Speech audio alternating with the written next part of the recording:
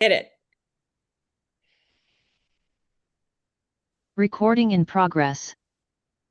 Hello, I'm Darcy Drago, the chair of the Morris County Democratic Committee, and we are joined today in our CD11 special election screening with former mayor and current councilman of Maplewood, Dean Dafis. And we are very excited to have you here today. And I'm going to kick it off by having our screening committee members introduce themselves to you. So I will start with Donna.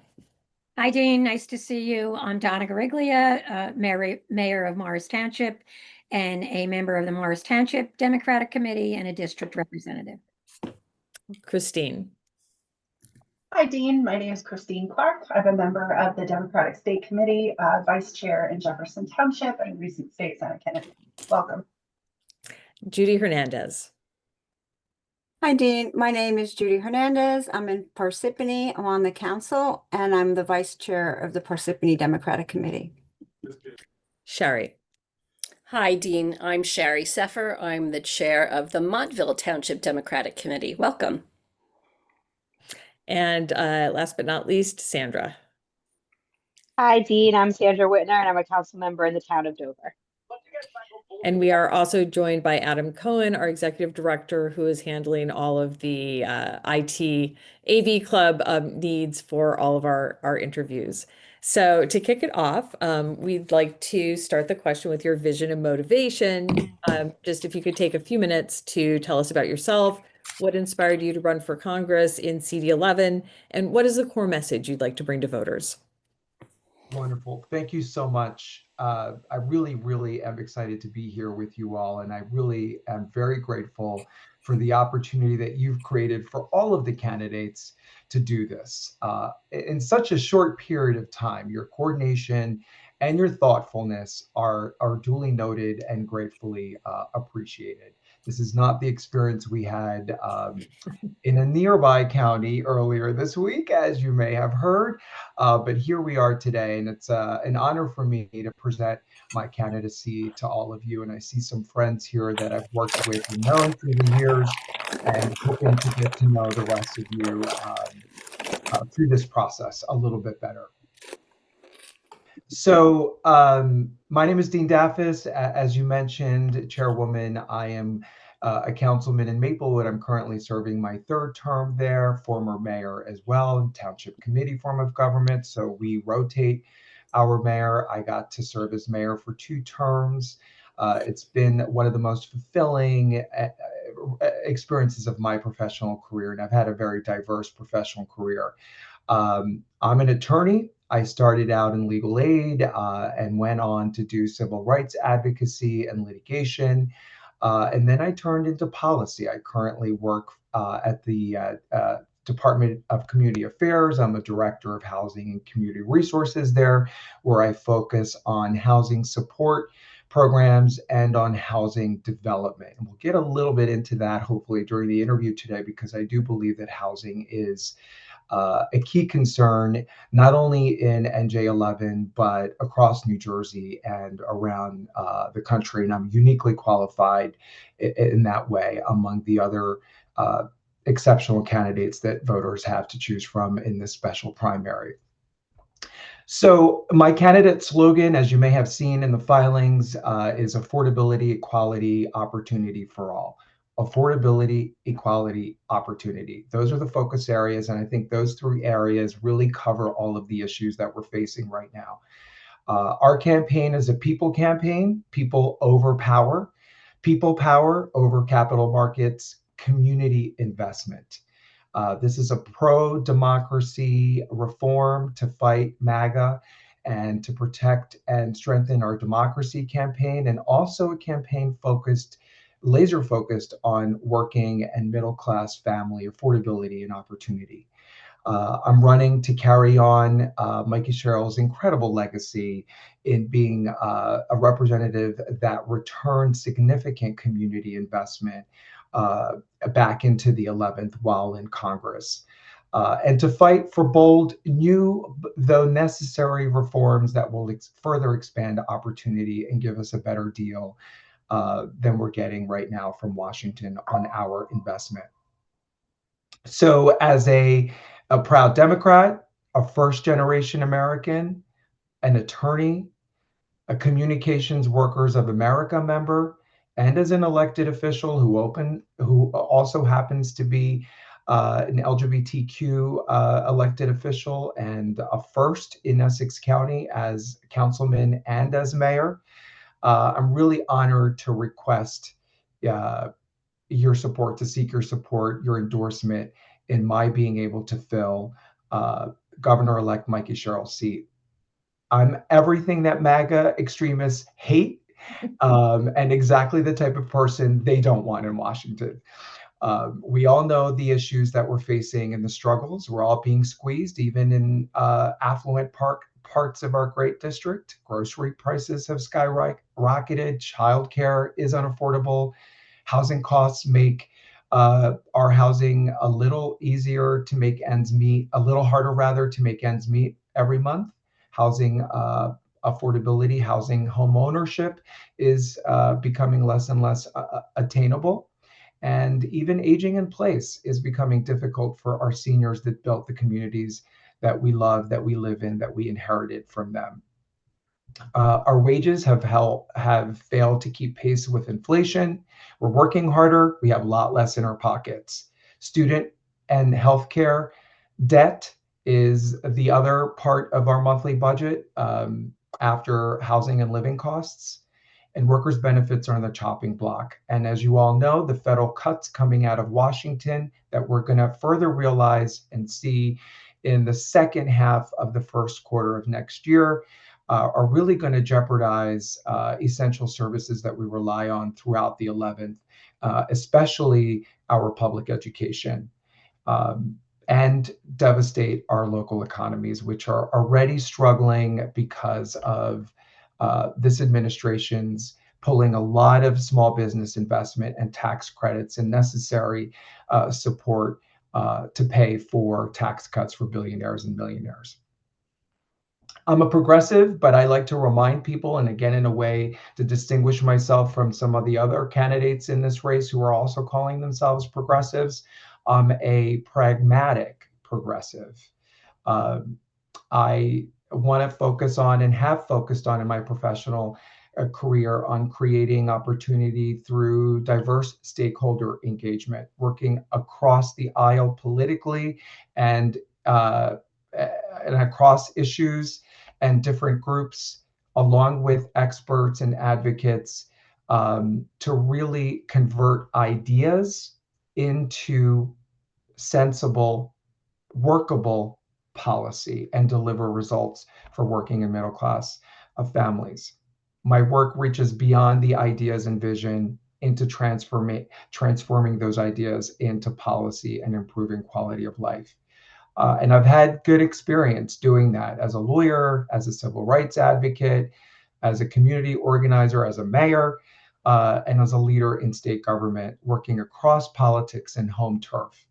So look, during the pandemic, I built a statewide housing support network in New Jersey, the first of its kind. We've never seen anything like this, where we've been able to get all the continuums of care throughout all of the 21 counties to work together, and all of our nonprofit agencies and leaders to streamline, to break barriers to access, to create greater efficiency in order to be able to provide for housing stability. And we've been 90% effective in being able to keep people safely and permanently housed.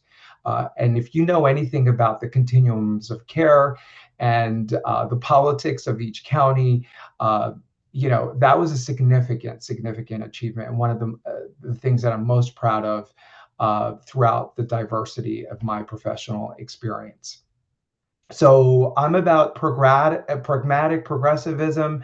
I'm about sensible working across the aisle to really make things work. I'm not interested in going to Washington to make a name for myself, to be on TikTok, to be the loudest protester, to be the loudest voice. I'm interested in getting things done. Again, in keeping with Mikey Sherrill's incredible legacy in doing that for us, also during a MAGA Trump administration. Great. Thank you so much. Sandra, would you kick us off? Sure thing. Sorry, I've got someone trying to feed me fake ice cream right now. Um, what are the top 2 to 3 issues you plan to tackle if elected, and what specific solutions would you propose? Please move beyond describing problems and articulate actionable plans. I think you were a little bit cut off there for a little bit. It was the top, I'm sorry, the top three for me on my end. Maybe it's my Okay. line. What Sorry. are the top 2 to 3? What are the top 2 to 3 issues you plan to tackle if elected, and what specific solutions would you propose? Please move beyond describing problems and articulate actionable plans. Certainly, certainly. So the 3 areas that I want to focus on as the top three, if we're going to pick three, and there's so many, right? It's jobs, opportunity, prosperity, the affordability part of my campaign, education. We have the best schools in the nation right here in NJ11, and housing, right? Like I said in my introduction. Um, in terms of jobs, we got to repeal the big, beautiful, so-called beautiful bill, which you know is cutting small business investment. It's cutting educational funding. It's cutting social services support that we rely on, um, and it's harming all of our local economies and our local schools. So I would start there. That's a big priority for me, and I would focus on workforce training and education training.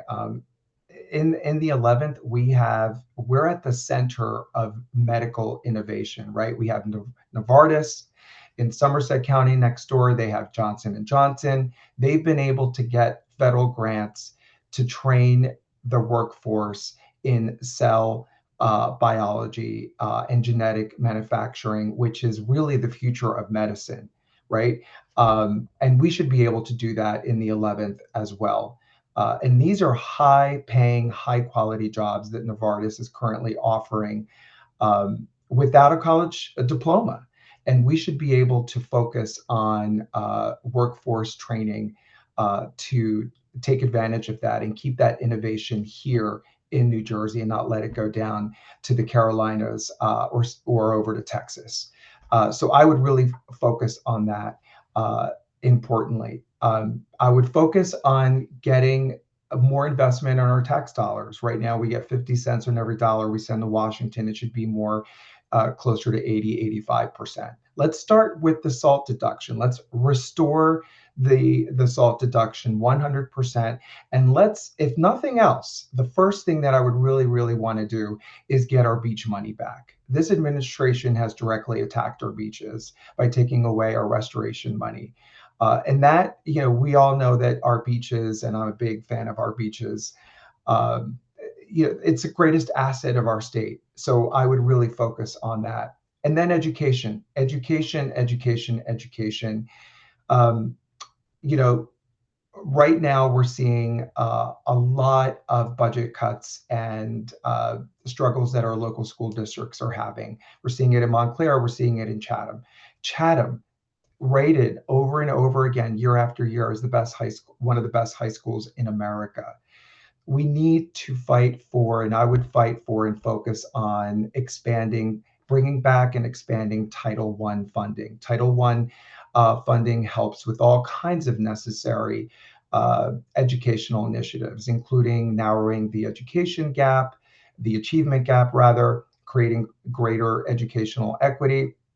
So all the students, our students in NJ11 have the same access to opportunity, including bringing all of that necessary funding we need for social services in support of our students. Mental health is a crisis among our young people. We know that. It's a crisis among our adults. I don't know about you all, but my mental health has been compromised with everything we're experiencing right now in our country. But among our students, we have data that shows that bullying is on the rise. Bullying causes suicidal ideation. It leads to self-harm. In the LGBTQ community, we have data from the Williams Institute and from the Trevor Project that shows that our LGBTQ youth are 40 to 50% more likely to engage in self-harm due to suicidal ideation because of bullying in social media. So Title I funding would help us get more caseworkers and mental health experts in our school districts, which are the first people that we have to cut when we're facing budget cuts, the kinds of budget cuts that we're facing right now. And then housing. And there's two areas here in particular. The one area is the housing supports that are necessary to keep people safely housed. We're seeing a 44% reduction in the housing supports out of HUD under this hateful administration, which are going to be realized around March or April of next year. And that's going to cause a lot of people who are currently temporarily housed to no longer be eligible or to lose their funding, and it's going to cause a rise in homelessness, right? And we're already seeing those stresses in NJ11. We have refugees and immigrants who are temporarily housed in short-term hotels all along Route 10, right? And a lot of these people are going to lose that money, and they're already in a precarious situation. These are folks who are living there with very little supports to begin with. They have to cross an 8 to 10 lane highway to get to a grocery store or to get to school. That's families crossing with baby carriages along an 8-lane highway. It's just not sustainable, and it's inhumane and misanthropic. And we have to stop vilifying people who are vulnerable and experiencing housing instability. As someone who experienced that growing up, blue collar, son of immigrants who were struggling to make ends meet and find their way in America, I get that really, really personally.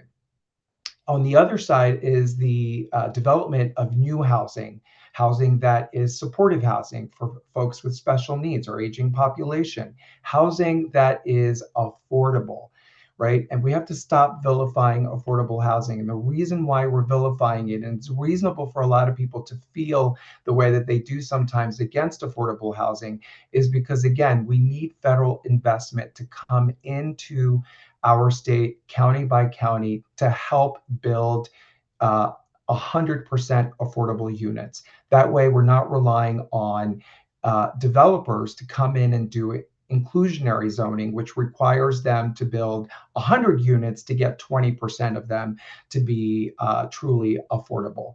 And the system that we have set up, because of the lack of federal support, direct federal support for this kind of thing, creates a lottery, and most people can't get into the lottery for a really long time.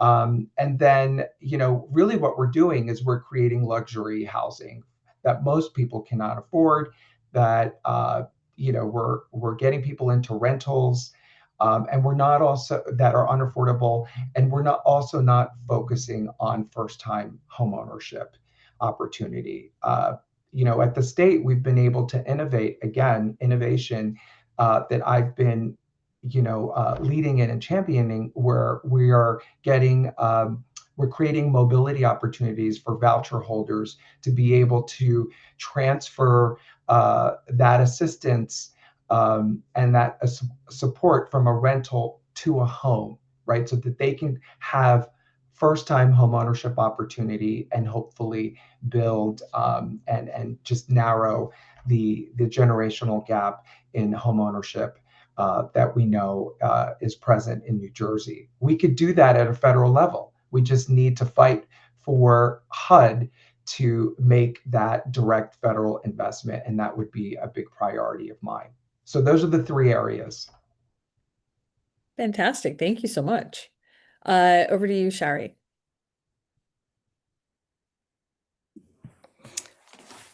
Hi, Dean. This is regarding experience and qualifications.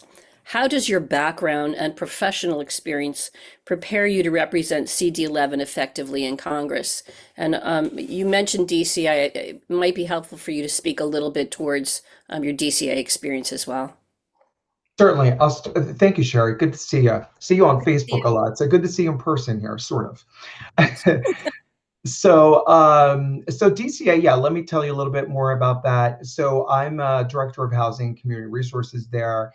And I focus, like I said, on housing support, in the prevention landscape, preventing people from getting evicted and foreclosure. So it's upstream homelessness prevention. When we think of homelessness prevention, we usually only think downstream of the person that we see on the street or the encampment that we see in a park.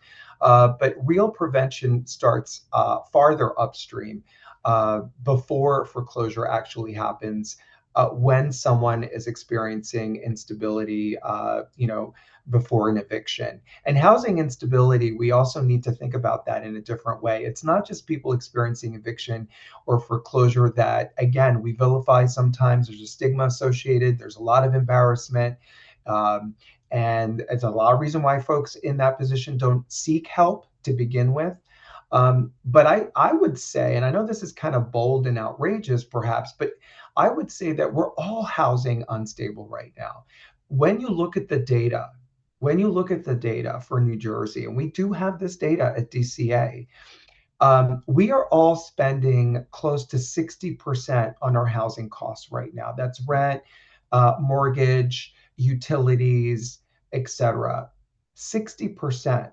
That technically makes us all really close to being housing unstable.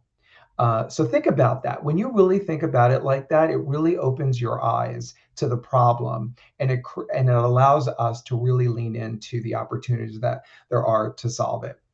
So that's what I focus on. I also focus on the development side of things, getting municipalities to lean into being creative solutions in affordable housing development. So not just the big units, but also converting vacant and abandoned warehouses into new housing, also converting office spaces into new housing, or rehabilitating existing single family homes to provide for housing opportunity, and working with nonprofits, that public-private partnership and developers to create these housing opportunities. And again, my focus is on making sure that people have all of the wraparound supports, including financial funding, to make these things happen. And we've done a lot of great stuff throughout New Jersey on this. And it requires that I travel the state, I meet with people, municipal leaders, county executives, and all of the providers who do this work, and bringing them together. And that is not an easy task. Everybody says that they want to do this, and everybody comes to the meeting with that intent. But there's a lot of turf issues. There's a lot of these programs are legacy programs with lots of barriers to entry and lots of government inefficiency. So when I arrived at DCA, which was at the beginning of the Murphy administration, I told people there who were interviewing me, including the late great Commissioner Sheila Oliver, Lieutenant Governor Sheila Oliver, that I was there to shake the tree and not make friends. I was there to make people's lives better. And she said to me, if I ever see you getting comfortable and becoming a bureaucrat, I'm going to remind you that you're being hired to shake the tree. And so those of you who know me, I'm loud and bold and very, very passionate about this work. And we've been able to really innovate and make some great things happen. Unfortunately, the Trump administration in this 2.0 iteration of their hateful agenda is taking away a lot of the necessary funding that we rely on to make this happen. As I said at the outset, about 44% reduction. And they're also putting in place programmatic and policy shifts that will take a lot of people, make a lot of people no longer eligible for help. And that affects all of us, right? Because the state budget is a crisis, right? And so what happens is the buck then falls on our laps at the local level as municipalities. And I know that as a mayor, where we have to, every year, we have these budget fights and we have these crises, and we have to make some tough choices. And the tough choices are always against working poor people, right? And that shouldn't be the case. We need people in Washington who are willing to fight. And those people are not going to be academics. They're not going to be just the policy wonks. There's a space and a place for those folks too. We need to work together, but we need people with lived experience in this struggle and in this hustle. And among the candidates that we have in this special primary election, I'm that person. I have the personal experience growing up the way that I did, and the professional experience. And I've been able to bridge that divide or that gap from the advocacy space to the actual governance, which is something that perhaps other progressive candidates do not have, in my experience as mayor and councilman. And you all know that at the local level, that's where you learn how to make things work. It's not just protesting, it's not just being loud, it's not just policy for the sake of policy. You really have to make things work at the local level. It's direct, it's intimate. These are your neighbors. You will see them at the supermarket and at the coffee shop. You can't hide away from them. They're going to hunt you down and they're going to tell you, and you're going to know. And when you succeed, it's incredibly fulfilling, as I said at the beginning, and very directly impactful. And when you fail, it's also, very, very personal and intimate.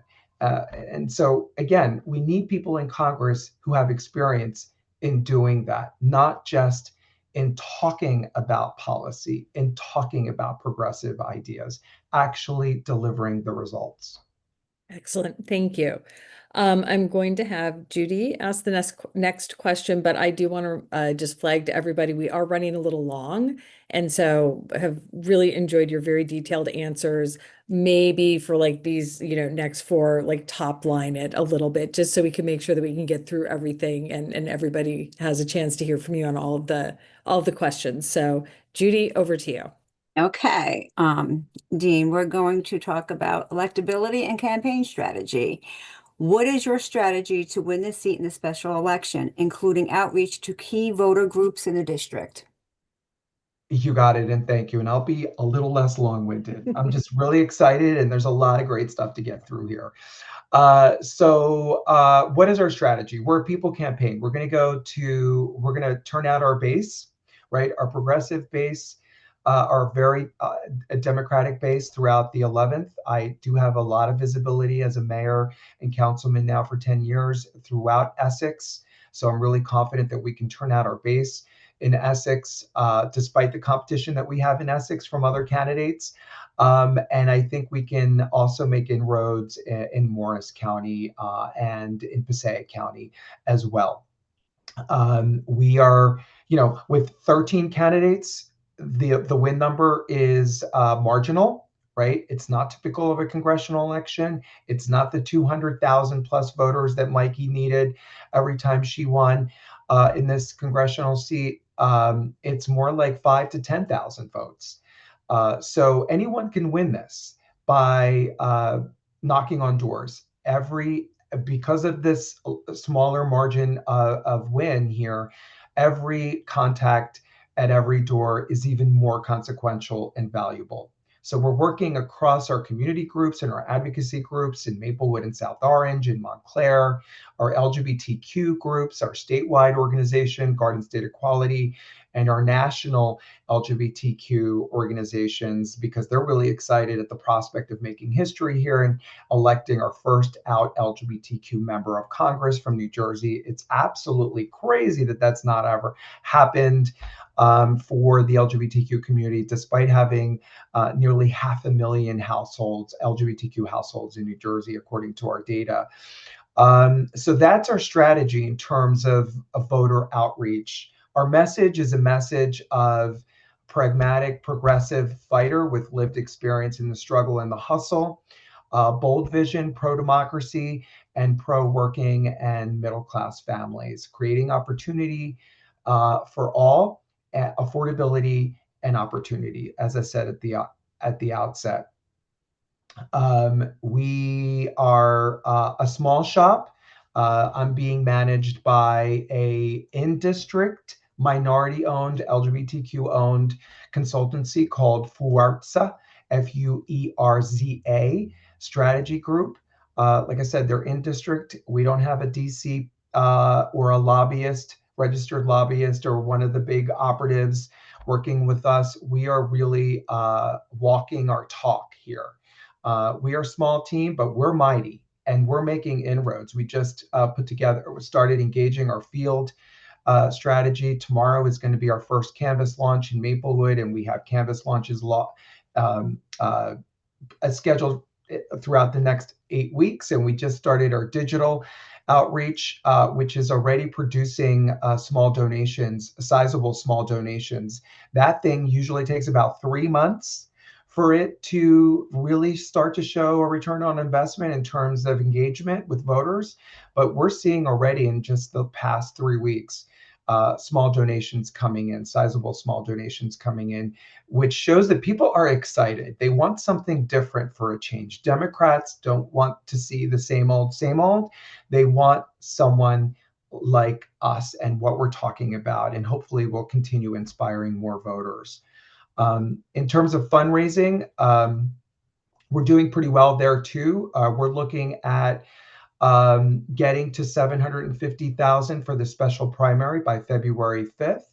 We're close to 150 in terms of what we raised thus far, and our outreach to some of the national organizations that are excited about possibly making history here will definitely help us reach our goal by February 5th.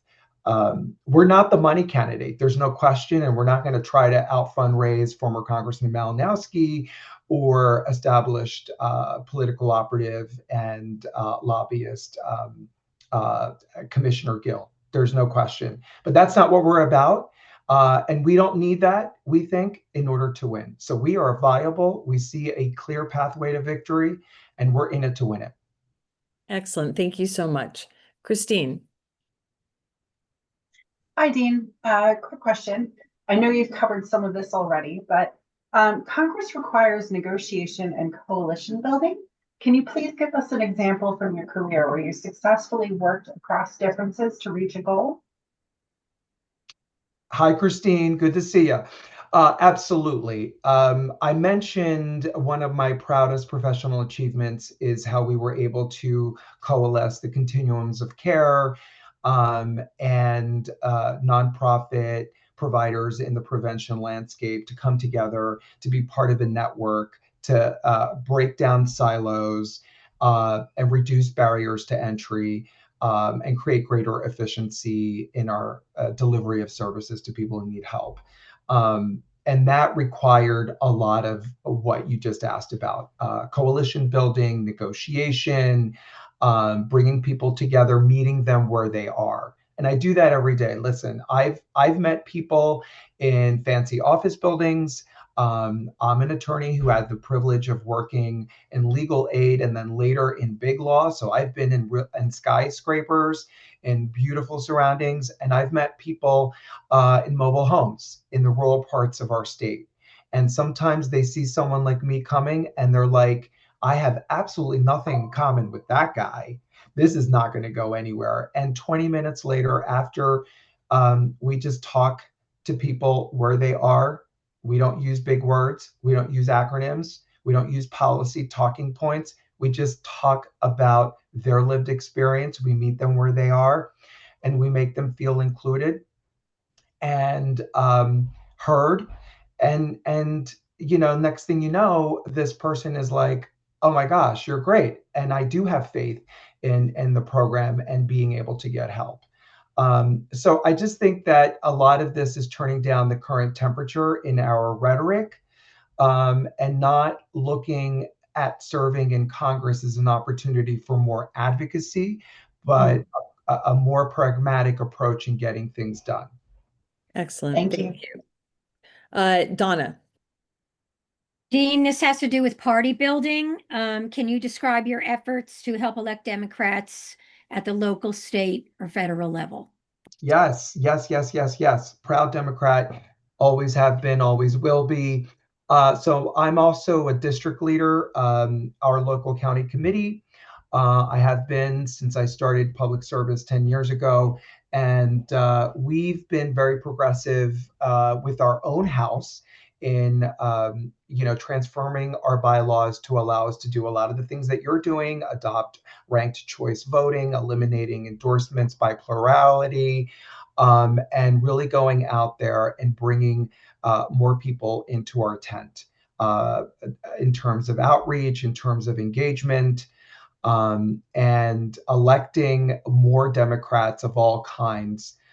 So I've been personally involved in managing the campaigns of who are now fellow township committee members.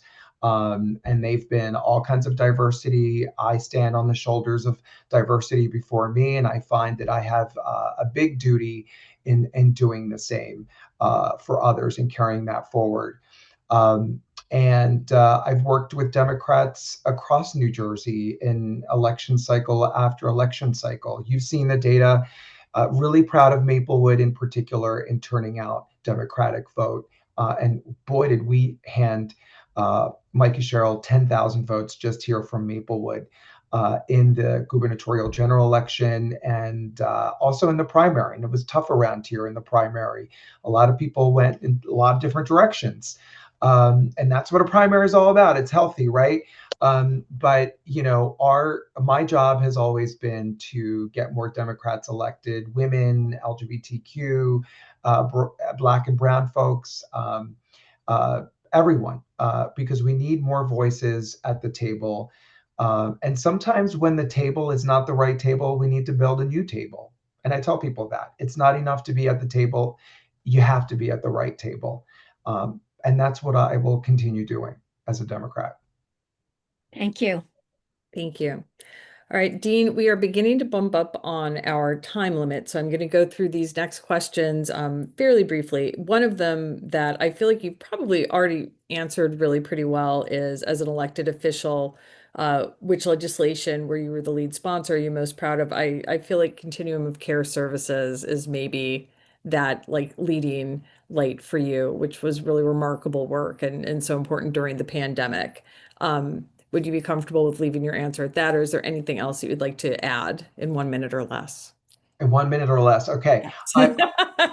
I would love to add that we were also, I led and championed the effort to put in place a create a civilian review board.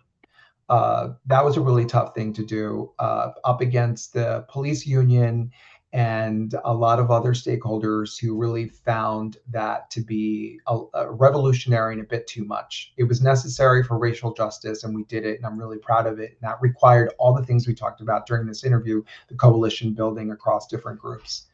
And so I would like to add that as well. Also, our fire merger. We merged Maplewood and South Orange, and I'm surprised I still have hair after that. That was really, really, really something. The politics of that, if you want to go read about it, a lot of people wrote about it, and it wasn't kind, but we got it done. I'm really proud of that as well.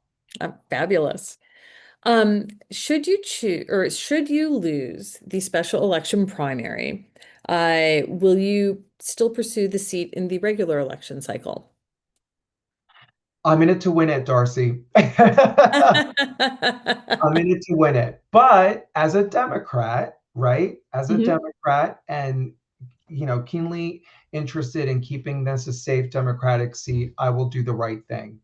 I'm not here to be the spoiler, and I'm not here to cause dissension. I think one thing that hopefully comes across in all of this is that I'm a person of character and integrity and democracy first. So I'll leave you with that. Excellent. Um, Very briefly, because we still have a few more questions and when we're at our 45-minute mark, we do like to ask a candidate-specific question. As Maplewood's mayor, you supported transit-oriented development that increased housing density near a train station. Supporters saw it as a win for affordability, while others raised concerns about parking and infrastructure. How do you assess those decisions now, and how would they shape your approach to housing and development policy in CD 11?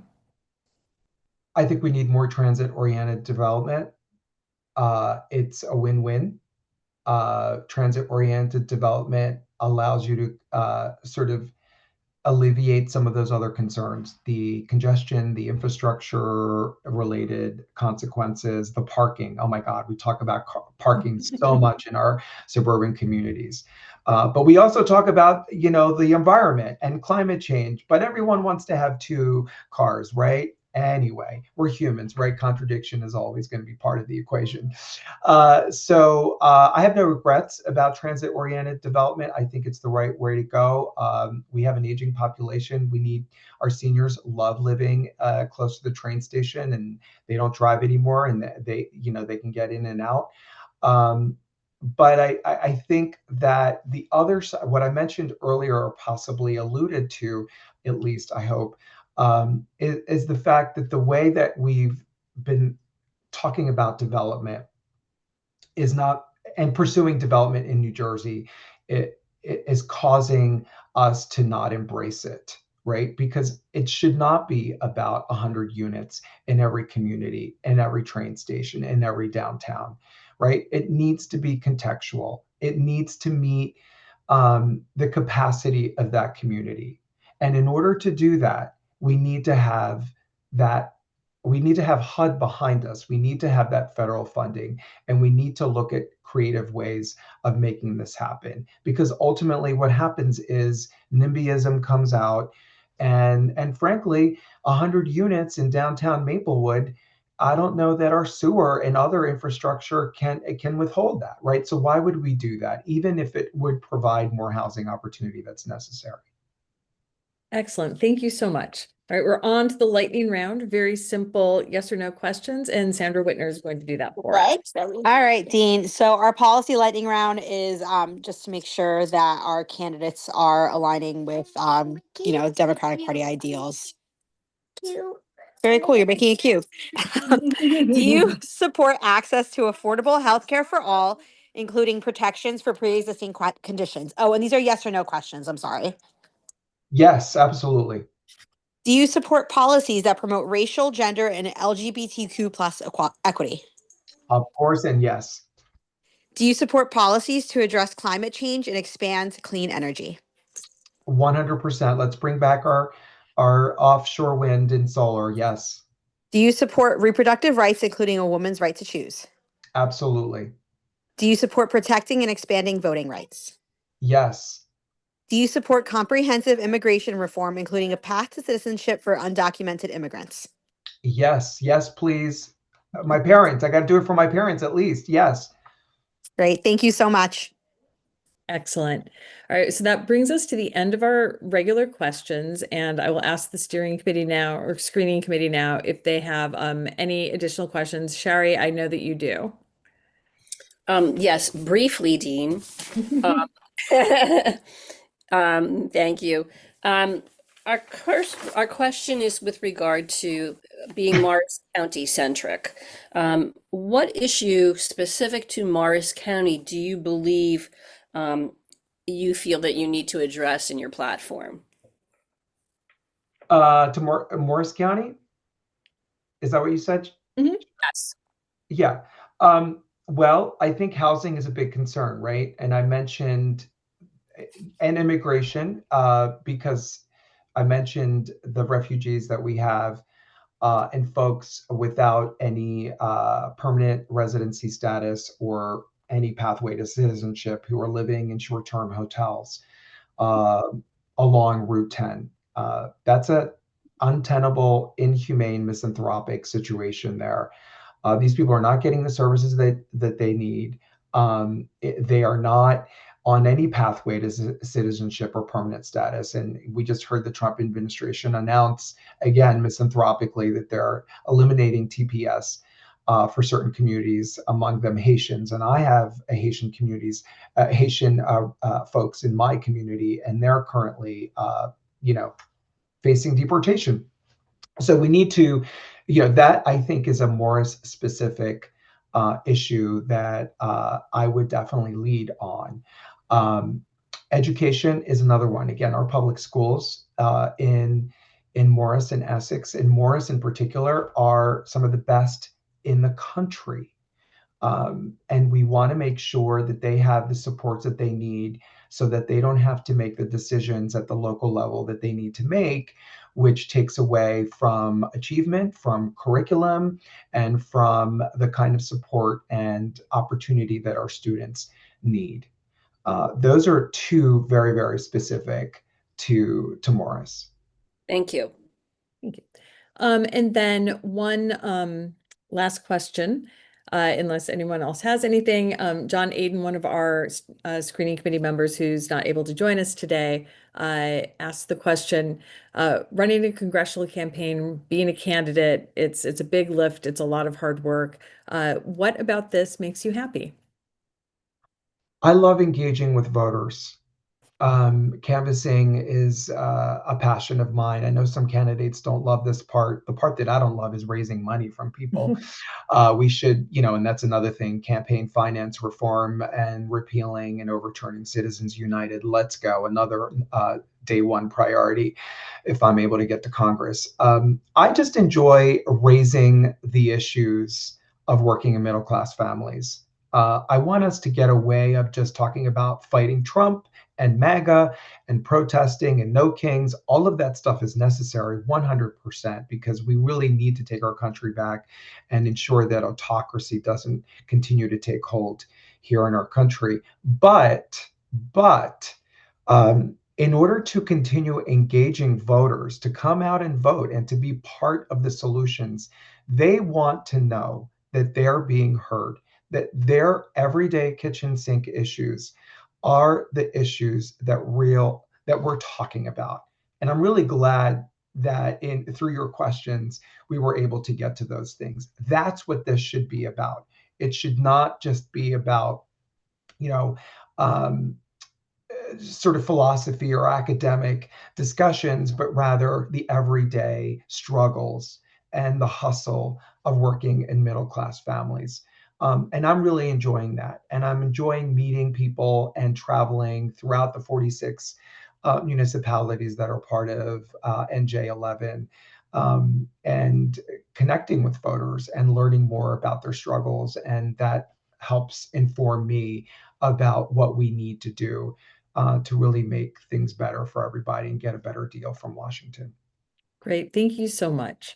All right, are there any other follow-up questions? Anything else that anyone wants to flag or get a little bit more information on? Nope, no, excellent. Dean, in 1 minute or less, any final closing thoughts that you would like to leave us with?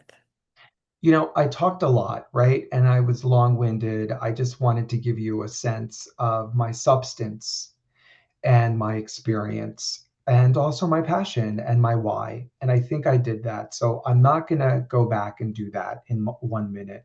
I'm going to use my 1 minute to first express my deep gratitude to you and taking the time out on a beautiful Saturday right before the high holidays to do this and to provide a thoughtful, meaningful, and transparent process. This is what democracy looks like. Thank you for that. And I'm really, really privileged and honored to be here before you and to ask for your support and endorsement. I look forward to the in-person convention next week. And lastly, I'll just share a personal something with you. It was July 4th this past summer, and my dad and mom were in town, and they came to experience our beautiful small town July 4th celebration that we do throughout our suburban communities, right? There we were laying in the park, and we're watching the fireworks and beautiful big, colors. And I look over to my dad at some point, and I see that his eyes were welling up. And I said, Dad, are you okay? I mean, my dad is from the old country, very stoic, not an emotional guy. I got all the emotions for everybody else in the family. He said, I'm okay. These are tears of joy. I'm so proud to be an American. I'm so proud of what this country offered me and your mom to do for you and your brother. But I'm also mad. I'm really mad and sad at what's happening. How people like me and your mom, working immigrants, people trying to make it work, are being hunted down right now. and the hate and the inhumanity of this administration. And it makes me sad that everybody around here, too many people who are laying here with us, don't really understand what July 4th is celebrating. And that really inspired me and inspires my run. The American dream is attainable, should be attainable, even though it has become out of reach for far too many. And I want to go to Washington to bring it back with your support. Thank you very much. It was great to hear from you and to have such thoughtful and interesting answers. And we look forward to seeing you next Sunday at the special nominating convention. Thank you. Thank you, Darcy. Been a pleasure. Thank you all. Thank you. Thank you, Dean.